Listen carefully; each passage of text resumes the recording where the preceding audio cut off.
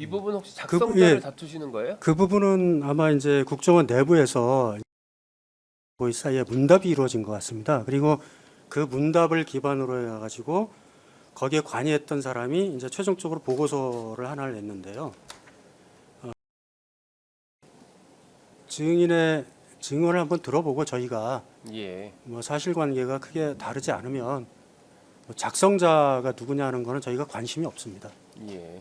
결국 그 내용과 관련해서 그렇습니다. 예. 요 관련된 예. 이모 보좌관을 뭐 반대 신문을 해보고 싶으신 것 그렇습니다. 같아요. 예. 알겠습니다. 요 관련된 보고서도 그런 거죠? 214, 15, 16이 다 같은 맥락으로 같은 아까 맥락입니다. 검사님 예, 예. 말씀하셨던데. 저 이어진 문건입니다. 예, 그러시군요. 그러시죠.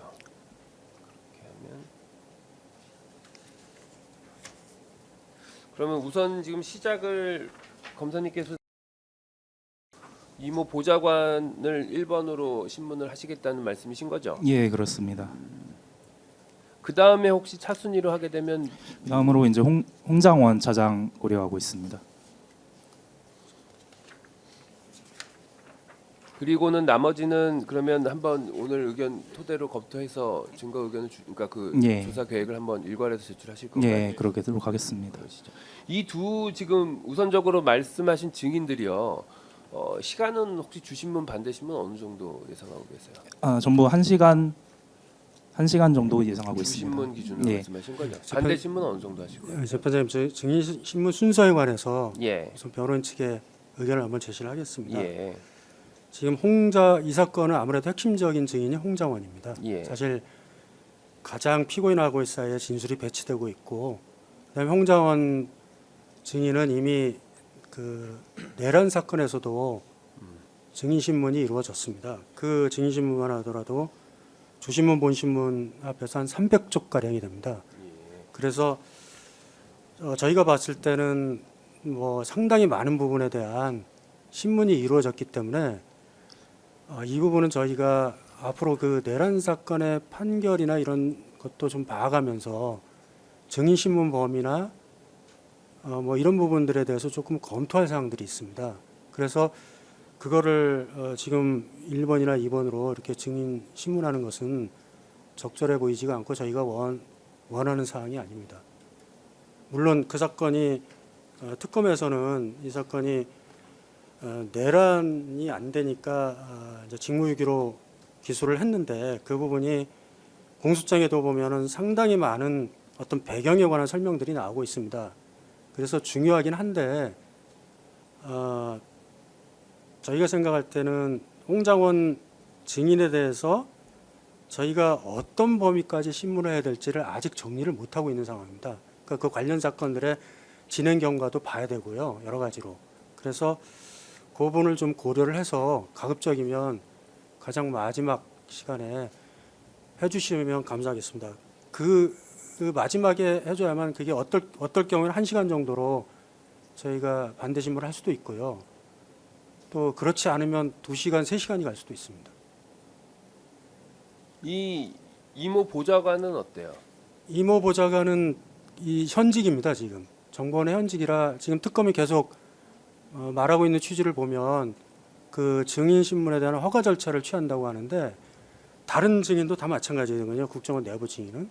근데 저희가 생각할 때는 아무래도 홍장원하고 사이에 관련성이 있기 때문에 특히 메모 작성이라고 하는 게 그 세간에 상당히 좀 관심이 많고 어쩌면 그 부분은 그 윤석열 대통령의 내란 사건 판결이 나오면 그 부분은 그 증인 신문의 범위를 상당히 줄일 수도 있습니다.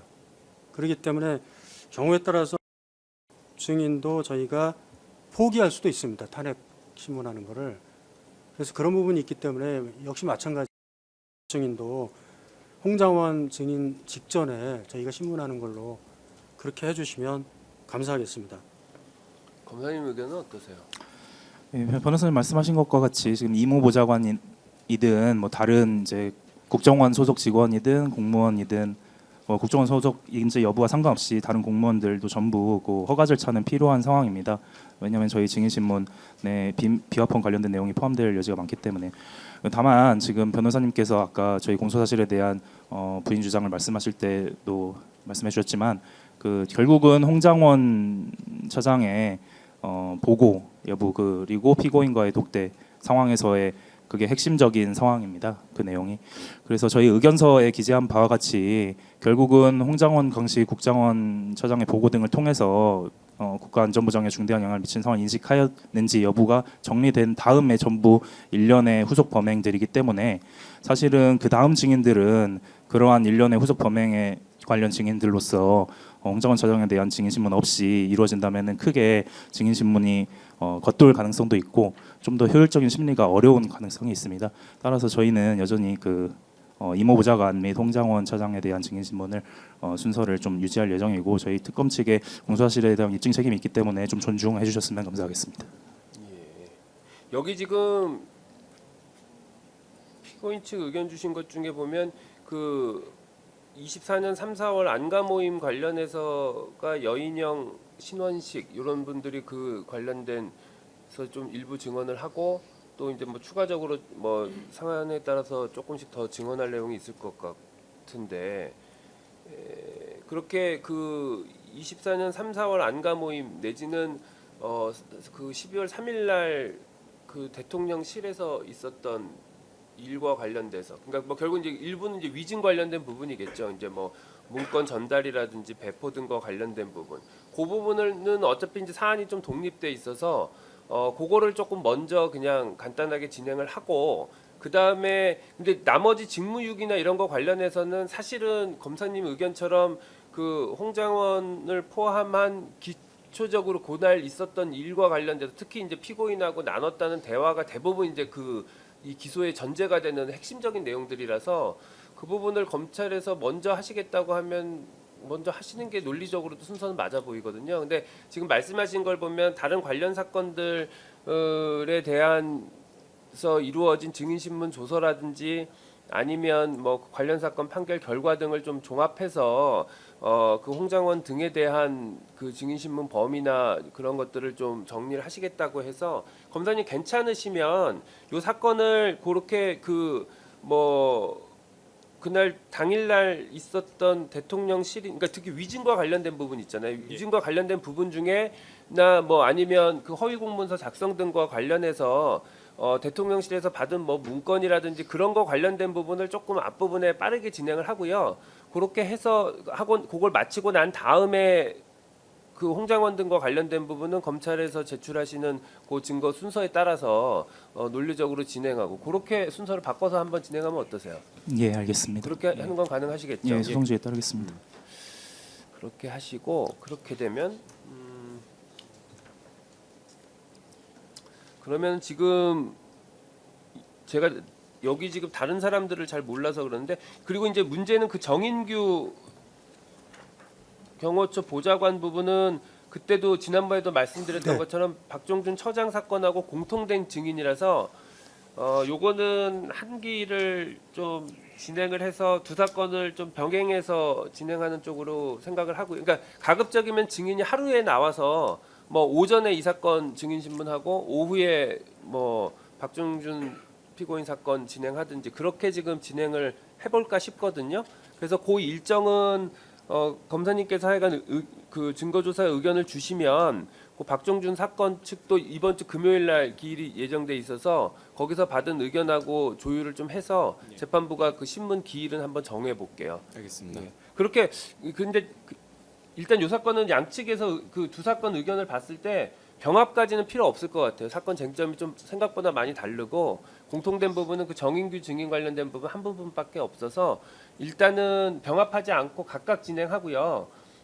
요 정인규 증인 신문하는 날만 오전 오후로 같은 날 진행해서 증인이 하루만 출석할 수 있도록 그렇게 한번 진행을 해볼까 싶습니다. 그렇게 하고 그러면 검사님 그 아까 지금 말씀드린 분이 여인형, 이상민, 신원식 정도가 있고 나머지 지금 여기 나온 걸로는 증거 목록 2번에 110번, 226번에 윤모 씨로 돼 있는 분하고 그다음에 가명 허진혁 그 정도가 추가로 더 있는 것 같은데. 예, 그 김나무 기조실장 예. 있습니다. 김나무 기조실장까지. 요 이 기조실장은 혹시 어때요? 관련성이 홍장원 등 증인 신문하고 관련성이 그쪽이 더 많은가요? 아니면 일반 다른 부분이 더 관련이 많은가요? 아, 예, 홍정원 차장 신빙성 관련된 부분입니다. 그래요? 그러면 요거는 역시 요것도 그쪽이랑 묶어서 하고. 어때요? 예, 마찬가지로 국정원 소속인데 음, 예, 마찬가지입니다. 여기 지금 가명 허진혁도 마찬가지인가요? 예, 그렇습니다. 그렇게 되면 결국은 아까 말씀드린 여인영, 이상민, 신원식, 그다음이 정인규, 그다음에 이제 홍장원 등과 관련된 국정원 관련자들 그렇게가 크게 세 그룹으로 나눠지네요. 근데 재판장님 저 허진혁이는 예, 그분은 홍장원의 진술 신빙성과 전혀 관련이 없는 걸로 저는 이해를 하고 있습니다. 기록상으로 보면 경우에는 그 국정원의 보안 팀장인가 처장인가 했던 사람인데요. 주로 CCTV하고 비어폰 관련된 진술을 많이 했고요.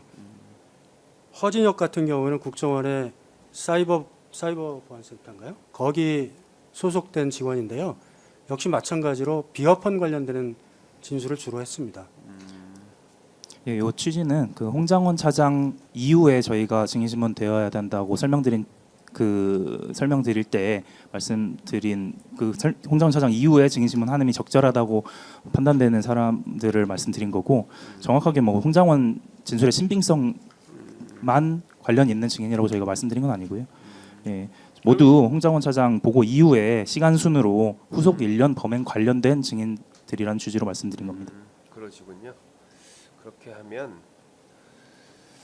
그러면은 일단은 이 여인영, 이상민, 신원식 요 세 명에 대한 증인 신문을 먼저 게시하는 거에 대해서는 양측 다 동의하시나요? 네, 동의합니다. 예, 다만 이상민 장관의 경우에는 저희가 뭐 검토 후에 이상민 장관 관련 판결 같은 판결문을 좀 검토한 후에 저희가 아예 증인 이제 조서 자체를 좀 철회하는 방안도 검토를 하고 있어서요. 예, 이 부분은 좀 후순위로 밀어두고 예. 신원식, 여인영 그리고 특히 여인영 사령관 같은 경우는 다른 재판에서는 또 지원 거부를 하기도 하고 있어서 우선은 신원식 장관부터 저희는 신청할 계획입니다. 예.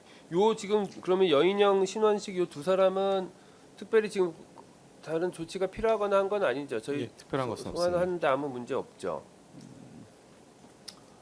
그렇게 되면 신문 시간은 혹시 어느 정도 예상하세요?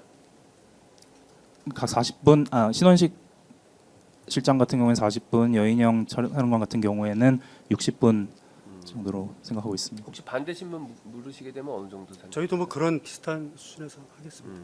그러시군요. 그렇게 되면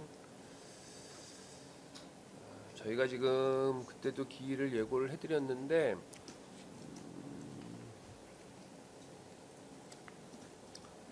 그런 상황이면 일단 검사님 그 증거조사 계획에 대해서 좀 구체적인 증거조사 계획에 대해서 혹시 언제쯤까지 제출 가능하세요? 증인신문 일정 말씀이신 것이죠. 예, 그거 포함해서. 예.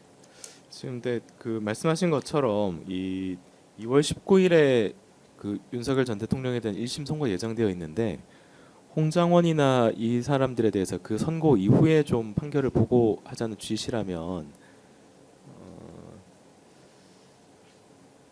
그럼 변호사님들께서는 그 1심 선고 이후 기일에는 홍장원 등에 대한 증인 신문이 가능하다는 입장이신지. 그렇습니다.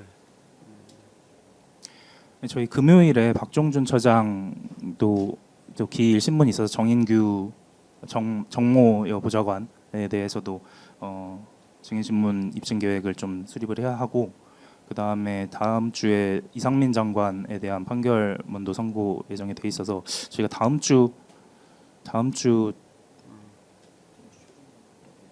우선 그 저희가 일단 신원식 실장과 여인영 사령관 먼저 신청하고 그 증인 신문을 준비하면서 저희가 이제 추후 증인 신문 순서에 대해서도 같이 한번 준비해서 의견 밝히도록 하겠습니다. 그러시죠. 제가 그걸 여쭤본 이유가 지금 저희가 기일을 이렇게 쭉 해보니까 그리고 그러니까 지금 저희가 그때 예고해드렸던 뭐 2월, 3월 기일을 하고 지금 보면 증인마다 신문 시간이 그렇게 막 장시간 한 사람이 그렇게 많아 보이진 않아서 하루에 2명 정도씩 네. 묶어서 오전 오후로 한다고 치면 뭐 한 4주 정도. 예, 3-4기일 정도 하면 소화가 될 것 같거든요.